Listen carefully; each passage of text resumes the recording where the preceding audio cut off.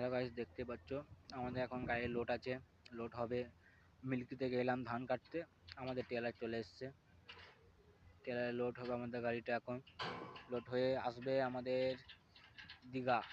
দীঘা যাবে, দীঘাতে দীঘাতে ধান কাটা আছে। আমরা ধান কাটতে গেলাম, এই আমরা গাড়ি তুলে নিয়ে এই এসছি। আমাদের গাড়ি লোড হবে, লোড হয়ে দীঘা যাবে। দীঘাতে লোড হচ্ছে, লোড হয়ে দড়ি দড়ি ফড়ি বাঁধা হবে, তারপরে গাড়ি ছাড়া হবে। 4টের সময়তে গাড়ি ছাড়বো, রাত 4টের সময়। এখন শুধু গাড়ি তুলে সাইডে রাখা হবে, রেখে দিয়ে চাং ফাং করবো, দিয়ে খাবো দাবো, তারপরে দিয়ে যাবো আমরা।